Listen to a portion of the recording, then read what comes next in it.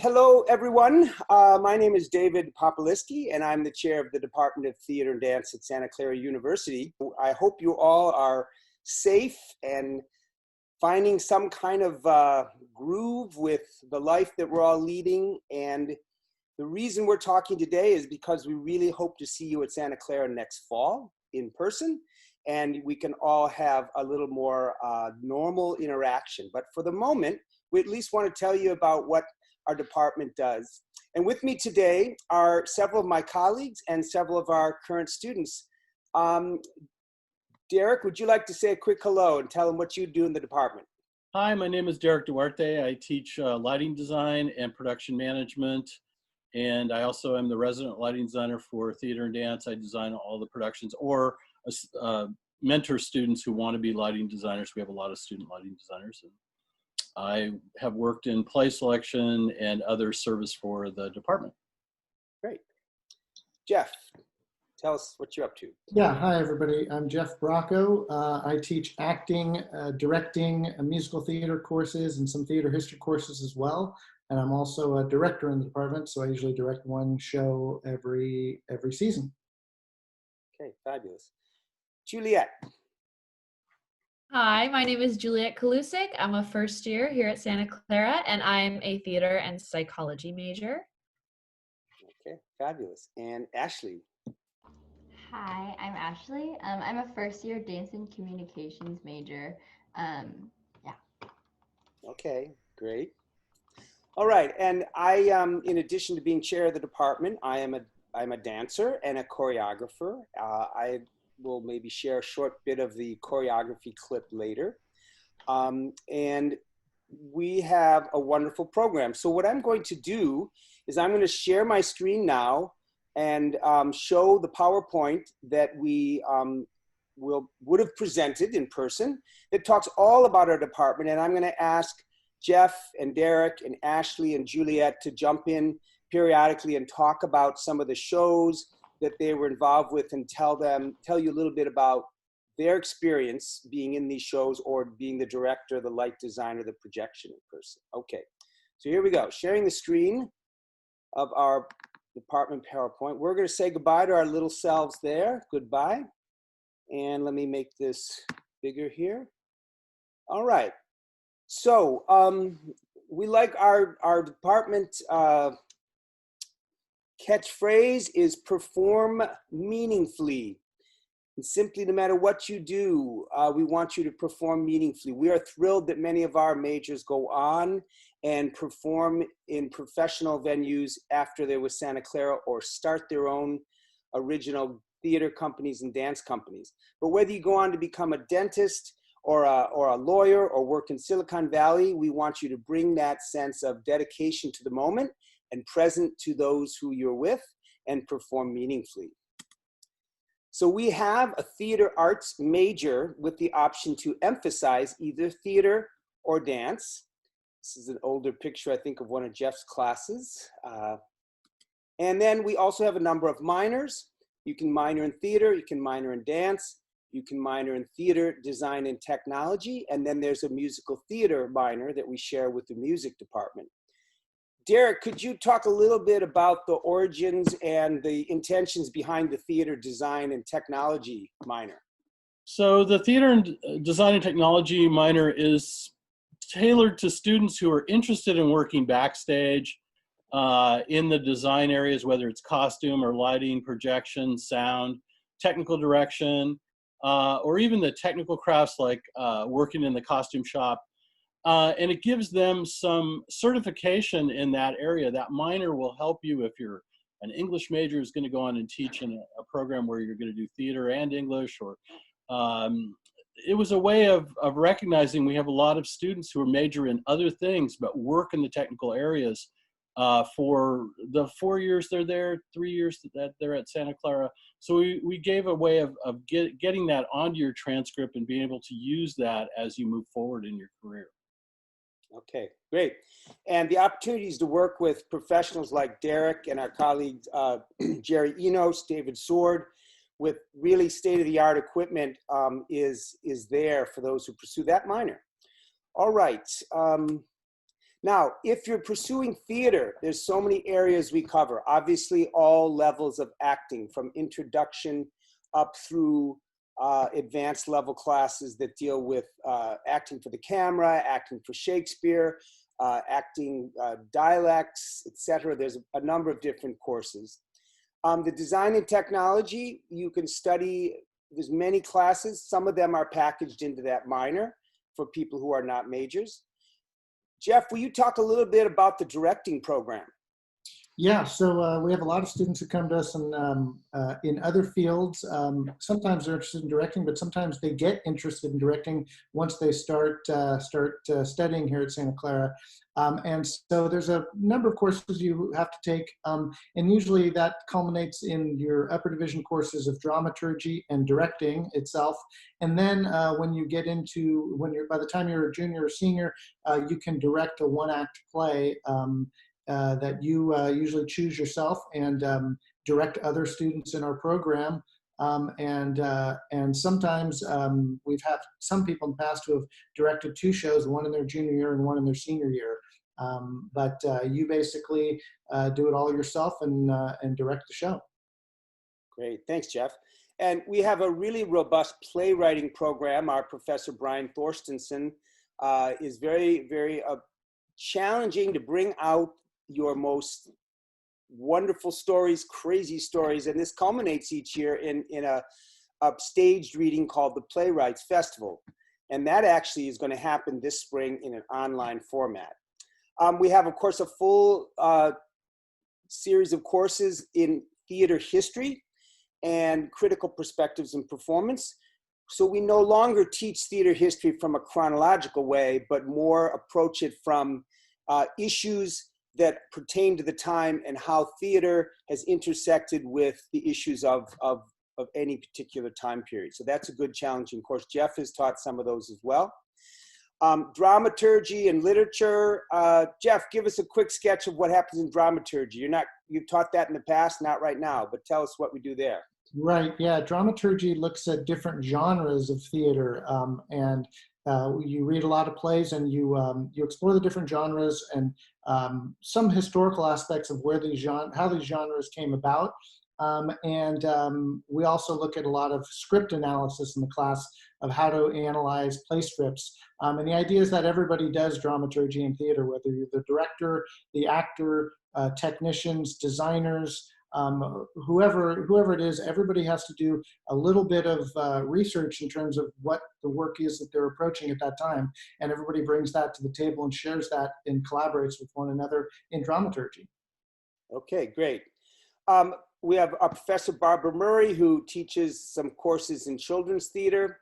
And a major new part of our department for a number of years now, about 4 years, is devised theater. We not only teach a course in devised theater, but every other year we have a 2-quarter sequence that leads from working up a script around a specific subject matter, and then that culminates in a presentation as part of our season. Last spring, and I'll have a picture or 2 of this later, we did a show called Love Stories, which was actually a senior playwriting student's,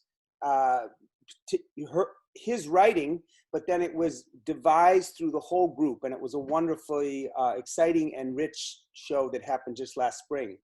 We have many opportunities for outreach and social justice. Teatro Catalina is an organization based in Nicaragua that we have gone down to for many years, sending students down there over our spring break, which is in a very impoverished town. But one of our graduates of 2010 started a program down there that has just grown over the last 10 years from being a little community-based theater, teaching classes, making small shows, to where they're starting to work in the high schools. And our faculty and our students have gone down there. Now, we haven't been able to go the last year because of some political strife in Nicaragua, and we're really hoping to get that started again next year. I'll talk more about some performing arts immersion trips. We've gone to New York City a number of times, and we went to Oregon Shakespeare Festival one year. It's where we take our students to a center of theater and dance, and we both see shows and we get a chance to meet with our graduates and hear their stories of how they're starting their professional lives. All right, some pictures. Well, speaking of devised theater, this is the one that I mentioned from last spring, Love Stories. And of course, it was all about love in the 21st century, which is without a cell phone and texting would be impossible. Juliette and Ashley, is that true? Absolutely. Yes. Which neither of them were here to see that. And Anthony may join us a little later. He's the guy with the crazy hat on here. That particular scene was a bunch of guys preparing for battle to dare to respond to a text from a female companion. So it was a very wonderful show, very lively. And we also had a guest director for that. This is an earlier devised theater. And Derek, maybe you can talk a little bit about Welcome to Claridice, one of the first big shows that we used projections throughout. Welcome to Claridice was a look at Santa Clara in 2016, right? That's yeah. Well, it was 2017, March. Right. March 2017. But it was the process of what happened in 2016 on campus, and it was very based on student observations, all student interviews, and the students on stage played many different roles, and it moved really quickly all around the campus. So the imagery. It was really important to have imagery that matched what was going on. So we used this large format projection there. It's about 40 feet wide by 20 feet tall. And I think there were maybe 100 images and lots of, because it was devised, things were changing hourly. And we had a really great time creating something new, something different, something that we didn't know what was going to be when we got there. And that's the joy of devised theater is you go on a trip with a bunch of people you like a lot and find out what we can all bring to the performance. Great time. And I had the pleasure of choreographing that show, and Brian Thorstensen worked with students to devise it, and Aldo Billingsley was the director. Okay, let's see. And here's a couple more shots of it. You can see the stage really changed its look from scene to scene. Now, what do we present a main stage season every year. We have 4 plays a year, 1 in the fall, 1 in the winter, and 2 in the spring. We shift from a big musical every other year with a small musical. So this year was going to be our big musical, Secret Garden, and it was so big that we could not find a way to transition it into an online format. But we also do a period piece every other year, which is flipped with that big musical. Last year we did Romeo and Juliet. Since I've been here, it's the second time we've done that classic. We do a dialect piece almost yearly. I have a picture of Cripple of Inishmaan set in Ireland. And then, as we mentioned, we do the devised theater piece every other year. Again, the directors are all our in-house faculty directors like Jeff, but we also have guest directors who come generally from the region and bring their expert, professional background to us. That's not to say all of our in-house directors are also working professionally all over, but it's always good to get a new voice. And then the designers for the shows are obviously people like Derek for light and Jerry for sets, Barbara Murray for our costumes, but we also bring in guest designers, and they are oftentimes students who've moved up through the ranks have the chance to design a show under the guidance of a faculty member. And it's just so you know, our shows are open to everybody on campus. You do not have to be a major or minor to be in the play. All right, now here's another show, and this we just did in the fall. Jeff was the director. Derek was in charge of the projections, and Jerry did the set, and he's not with us. And Juliette, you're one of the stones. Are you the one on the far left there? I am, yes. So, Juliette, what was that like to be in that production, your first quarter on campus? Yeah, so I had the privilege of performing in Sarah Ruhl's play Eurydice, directed by Jeff, and it was an incredible experience to really hit the ground running first quarter of college. And I had the incredible experience of being a stone. So I was really challenged we were in a small cast, so we became really close, and really challenged by everyone I met in the entire department, whether it was, someone who helped me do a change or makeup, but especially my fellow stones and acting and, embodying an inanimate object. So it was just the best experience, and I've auditioned for every show since. So. Great. Yeah, tell us briefly what the play was about and how you approached it, and how you and Derek approached the visual look of the show. Yeah, well, one of the challenges of the show is that it's it's out of Sarah Ruhl's imagination, and it's the way she tells the Eurydice and Orpheus story. She really tells it from Eurydice's point of view. Traditionally, it's told from Orpheus's point of view, but this really is a contemporary telling of the story. It's very poetic. There's a lot of imagery, and so we had to really kind of create a lot of things that from our own imaginations, including the acting, as Juliette said, the stones. We had to somehow figure out, well, what is this idea of performing an inanimate object like a stone? But there were a lot of challenges in that we really had to pull things out of our imagination and share a lot of ideas. And we had a great set. We were a lot of the play is set in the underworld, and who knows what the underworld looks like. So we had to come up with something that was somehow familiar to our audiences, but yet also very different and foreboding in a way, and something that really challenged our audience to go to a different place. And so we did that with the set itself and also with the projections that Derek created. One quick thing I'll mention about the set is in this photo here, right behind Eurydice, she's the character in the middle, there's an elevator back there. And one of the big challenges of the show was it has to rain inside the elevator on stage. So we had water raining down in every time that elevator opened up.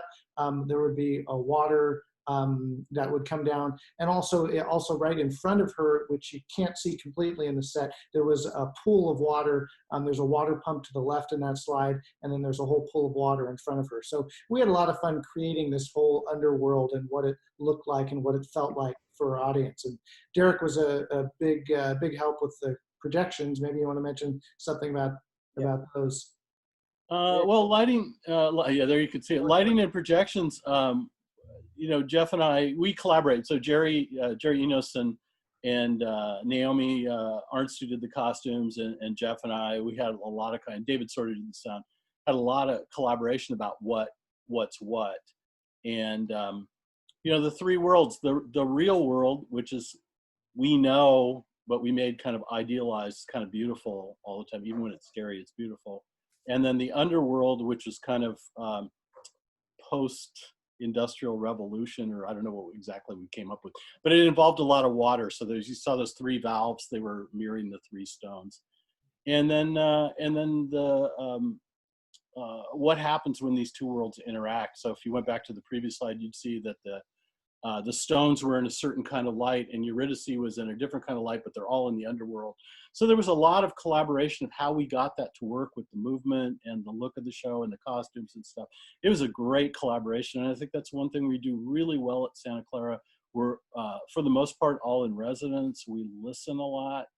I think listening is a hallmark of our program. It's one of our collaboration is one of our learning goals, and you'll see it on stage all the time. All right, fabulous. All right, let's move on here. Actually, this is another show that it was the last show we did on stage in I believe early March, and this is called Dry Powder, a contemporary sort of power story. But there's two scenes here that show that lower one is looking out the windows if you're on the 100th floor of some office building.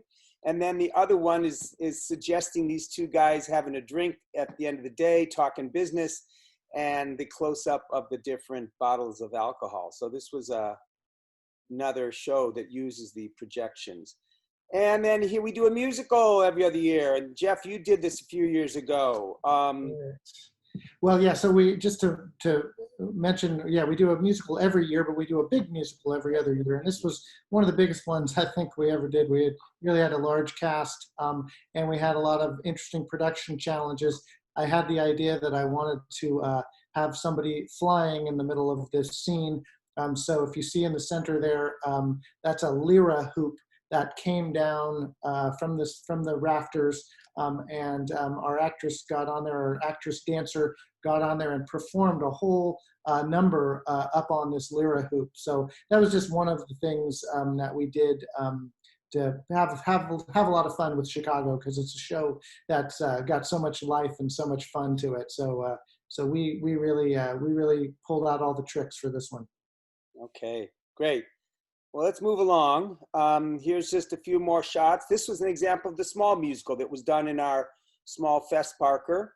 I Love You, You're Perfect, Now Change. And then this is The Cripple of Inishmin, which was done a couple falls ago. And again, they had to really work on their dialects for being believable, speaking in these Irish dialects. From a while ago, this is fun, kind of a fun costume piece called The Good Doctor. And then another period piece, Arcadia, that we did a few years ago. And then, Jeff, this is the One Act Festival, and Anthony was maybe going to be here and tell us a little about his experience, but how does the One Act work again, real quickly? Yeah, so we have a One Act Festival in the fall and in the winter, and those are all the shows that are directed by our student directors. So again, they cast the shows among their peers. Anybody can audition, whether they're in our department or not. Usually the rehearsal period's a little shorter than for a main stage show. Usually these shows are put up in about 4 or 5 weeks. And it's done in our Black Box Theater, the Fest Parker Studio Theater. Again, the directors don't just direct, but they have to organize the whole, they have to come up with, well, they get to use our department resources in terms of costumes, but the costumes are minimal, but they get to draw from our costume stock, as well as very minimal set, but they direct the whole show, and we do that twice a year. Okay. And as I said, we're a theater and dance department. So these are some of the offerings that we do in dance. We have a full range of training in modern contemporary dance from beginning to advanced. Ashley is actually serving as my peer educator for a very beginning level modern dance class this spring, which I'm going to ask her to talk about some dancing she did this year. Full range of classes in ballet and jazz and tap from beginning through high intermediate. We offer classes in hip hop, Afro-Haitian, folklorico, and also this spring for the first time we're doing an exploration of a modern / hip hop fusion, and that's underway as we speak. Then of course we have opportunities to study choreography, and it's the students' privilege and challenge to create an original work, which we'll see in a moment. We all have a Pilates room, and our ballet teacher is a certified Pilates instructor. And so Karen also, she has individual sessions on the Pilates equipment like the Reformer. And then there's mat classes that she offers every quarter. And then we have dance history classes, and one introductory overview dance history, and then an upper division choice between women in dance history or Afro-American dance history, and looking at the key contributors throughout time. And then similarly, we have other options through outreach and social justice. Already mentioned Teatro Catalina, but we also try to go every other year to the American College Dance Association, which every other year it's in Northern California and more accessible than being further away. Because unfortunately it lands right sort of in the middle of our quarter. It's not really possible for people to leave campus for a week to go somewhere far. All right, now this is a long ago piece that was an early exploration of projections. And this is our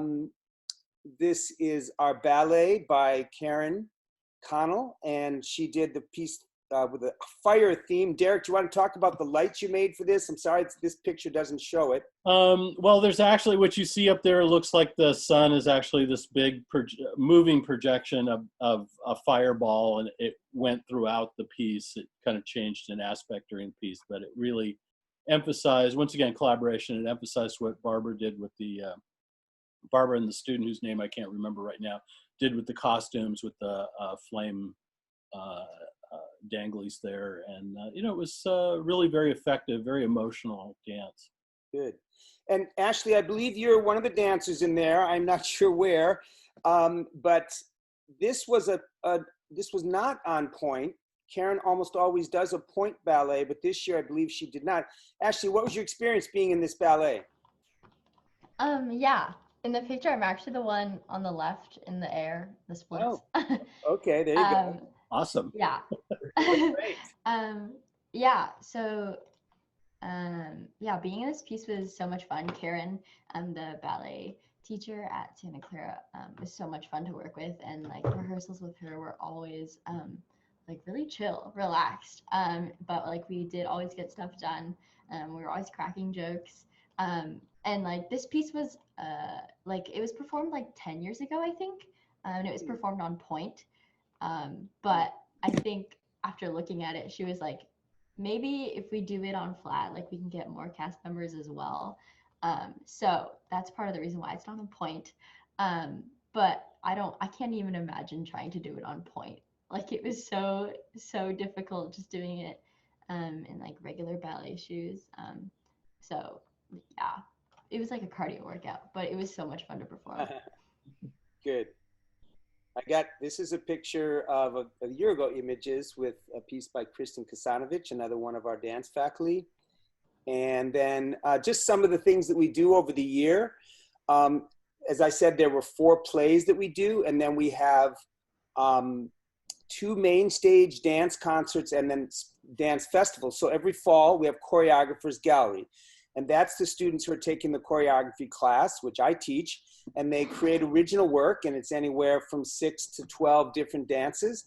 And it's students, generally juniors and seniors, who cast their peers and put an original piece together of 5-6 minutes long. Several of those dances are invited to go on to the Winter Images concert, where we have all of our in-house faculty and a regional or national guest choreographers join us. And that is presented generally in the first week or so of February. Those 2 pictures were from the images. And then we also have fall and spring dance festivals, which is for graduating seniors, and that's their senior project presentation to create a 30-minute series of dances that expresses anything they want to discuss. And there's been some really extraordinary ones over the years. Now, the Spring Dance Festival of 2020 was all ready to go. The dances were done, and then unfortunately we got the school shut down. So we're looking at possibly doing that next year somehow. And then, of course, every other year, the musicals we've been talking about often involve lots of dancing. So there's many opportunities for dancers. And here's a piece by Katherine Seeley, and there's Ashley again on the left. Ashley, you want to tell us a little bit about this piece? Yeah. Oh yeah. So this was Katherine Seeley's piece. And it was a lyrical contemporary piece that was very emotional. Katherine like shared the story behind the music she chose, and it was like about her mother. It was kind of like a tribute to her, and it kind of became like a healing kind of movement for her and for Caroline and I, the other girl in the photo. So yeah, it was really fun to work with Katherine as a choreographer. She was very like she was very warm and welcoming. Great. Lighting designed by a student.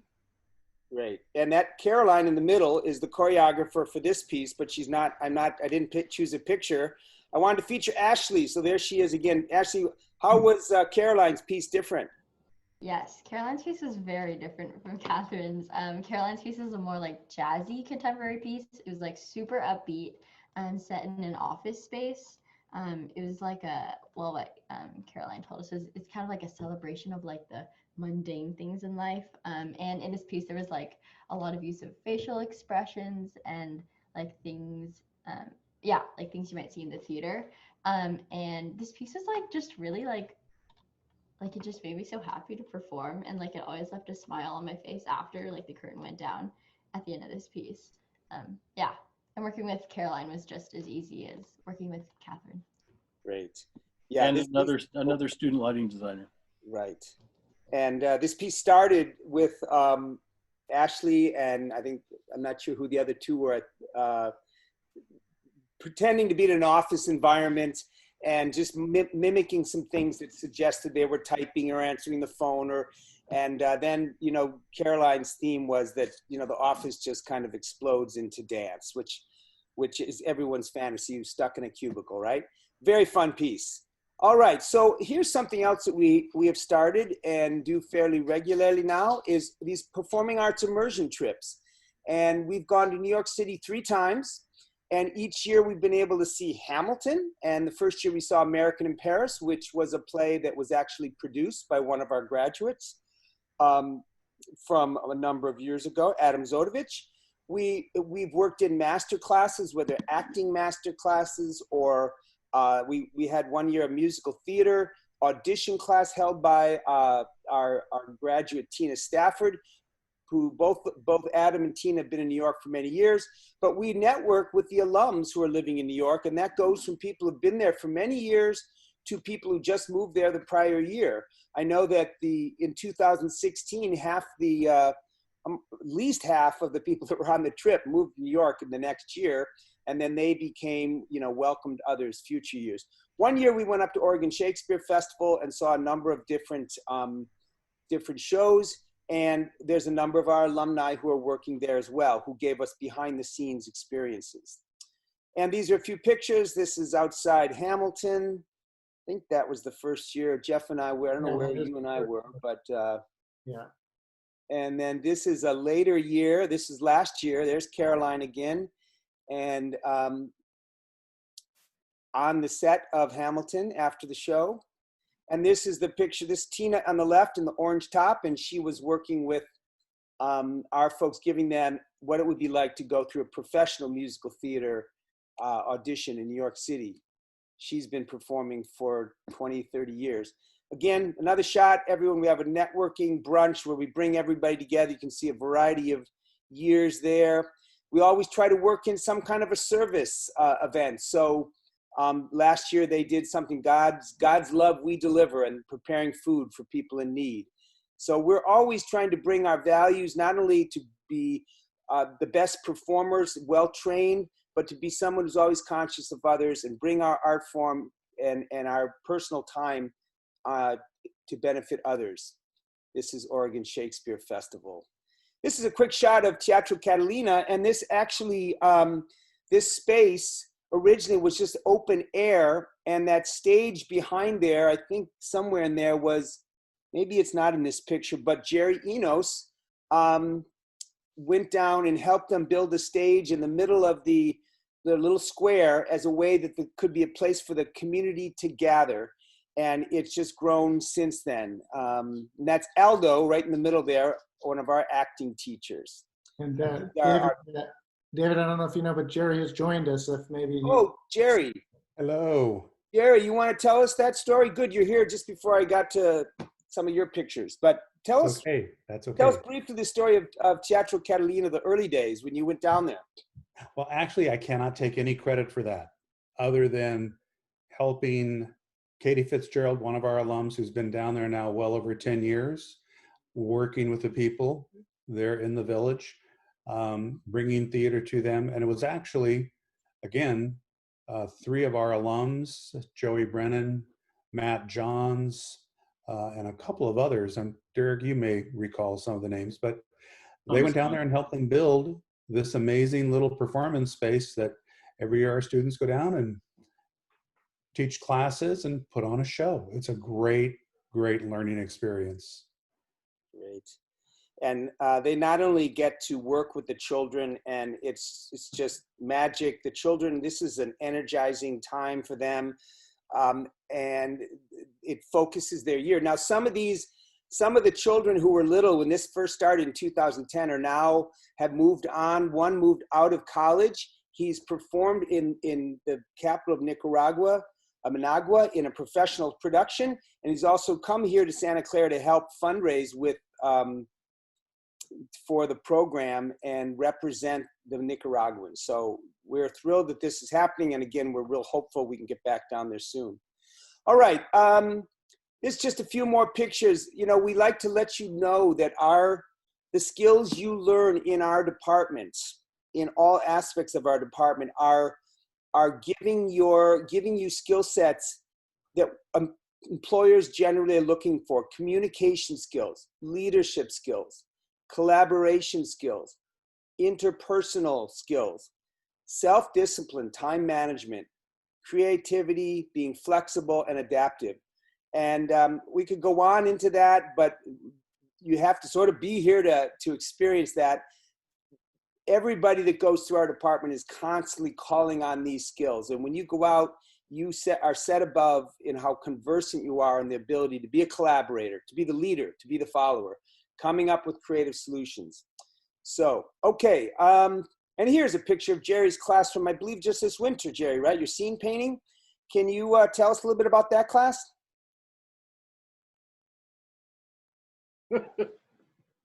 Is Jerry still with us? I'm still with you. So this is one of the classes in which a major, a minor, anybody actually within the college, if they want to fulfill a fine arts requirement, is able to take. It's basic scene painting. There's also an advanced class.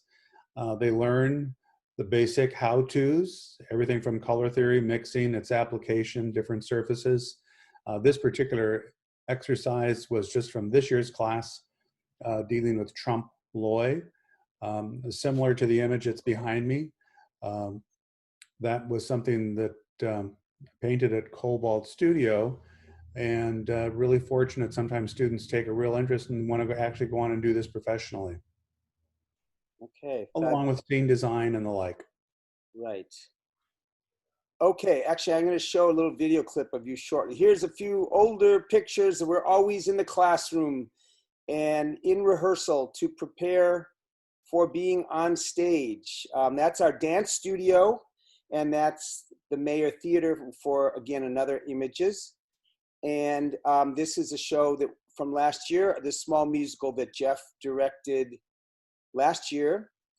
And then this is What Would Crazy Horse Do by Larissa Fasthorse. This actually was an original play. A colleague of ours at the time, whose specialty was Native American theater, she was part Native American, invited this original work, and it was a very powerful work that happened in our small theater. And then again, we have relatively small class sizes. That's Michael Zampelli looking over at you, who's one of our wonderful professors. Juliette's working with him right now as a director. And what else we got? Just another shot of the scene shop where Jerry does his work. There he is working on some painting. That's a different class. But students who get hands-on experiences, building sets, etc. Jerry, do you want to talk briefly about what that's like for those who work in the shop? Well, we're very, very lucky in that we have David Sword, our production manager, technical director, who will take the drawings that I have that usually are the result of meetings with directors and the like.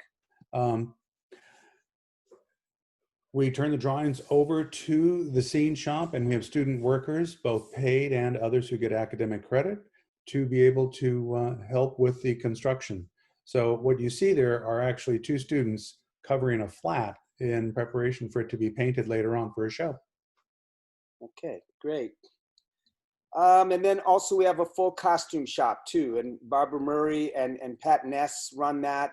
And again, you design costumes from sketches to building full costumes. And again, our production values, as you've seen, some of the pictures are really high, and people put a lot of time. You learn sewing, dyeing, printing, patterning, millinery, which is making hats and more.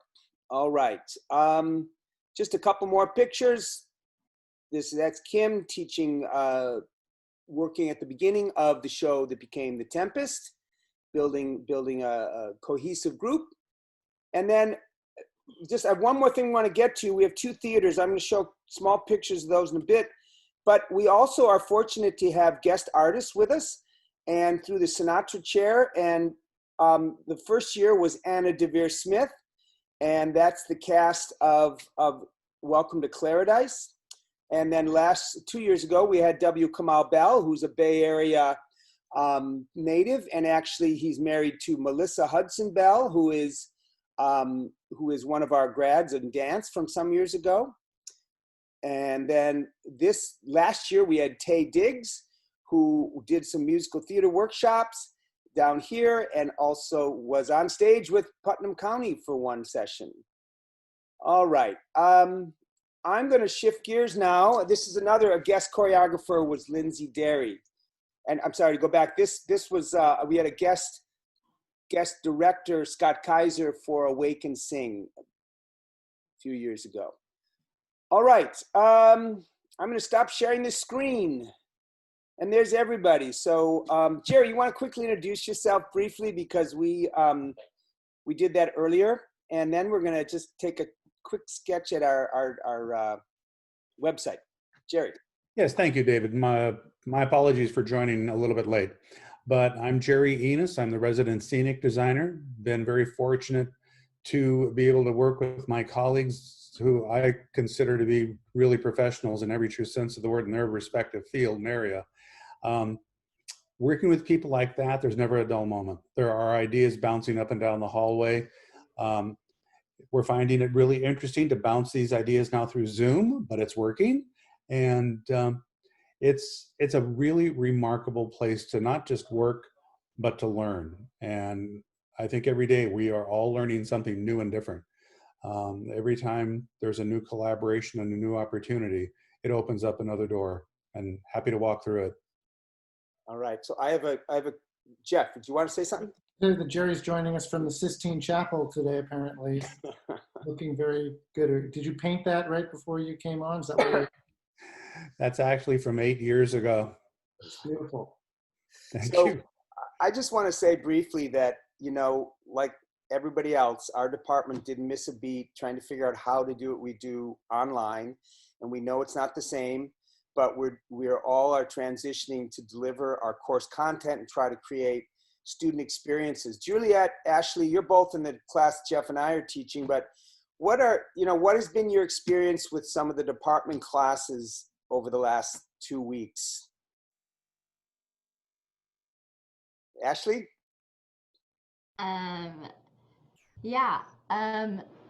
It was definitely a little odd at first because I am taking a dance class with David over Zoom, and so it is a little funky to not be in the same studio as like the other dancers or David. But like it's been a relatively smooth transition, and like everybody in the class is like really open to everything, and so like it's been it's been pretty easy to transition into this online learning. We just have to like for dance specifically, like for that modern class that I'm taking, we just need to have like some area of space for us to move around in, and like the exercises David gives are like they're like he's aware of like how little space we have or how much space we have, and yeah, like it's been a pretty like smooth transition. Great. We're learning to change directions a lot in a 10 by 10 foot square. Juliette, what's been your experience? But and So maybe both in class, but also working rehearsal with Michael. Yeah, so I'm actually got cast in what was supposed to be one of our main stage events, The Revolutionists, by Lauren Gunderson, directed by Father Zampelli. But we decided, since it's a really small cast of 4 women from the Reign of Terror, the French Revolution, that we were gonna, do whatever we could, be as flexible as possible to do it on Zoom. And it has been a very rewarding, very challenging process of establishing that connection that you would usually have physically with someone, and, you know, sharing a space, and have a lot of organic things that usually come out of that, but having to create that so that you're, you know, not defined by this box, but challenging yourself vocally, physically, just to connect with people and collaborate in that way. So that's been very, very rewarding. And I feel like I've tapped a new creative part of my mind doing that. And Father Zampelli has fostered that, you know, inspired us and been flexible and just willing to, you know, say things we don't understand how to do yet, and all just kind of be beginners together. And so it's been a really amazing experience. Great. And I know Jerry and Derek, you're both working with that show as well. Let's leave it this way. Tune in May 15th. We'll be presenting it. May 18th. May 18th. Okay, May 18th. Don't rush it. Yeah, okay. Well, I mean, incredible challenges for the two of you to try to come up with some kind of a scene and set design under the circumstances. We're getting a little long here. I'm going to just briefly go back to our website and just show people around a little bit. And let's see, where did that go? Okay.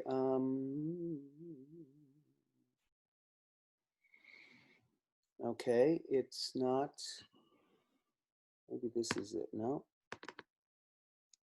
No, I'm afraid we don't have, I'm not going to do that, unfortunately. I'm going to encourage you, and I'm going to actually go back to the PowerPoint for a moment, because that has the site.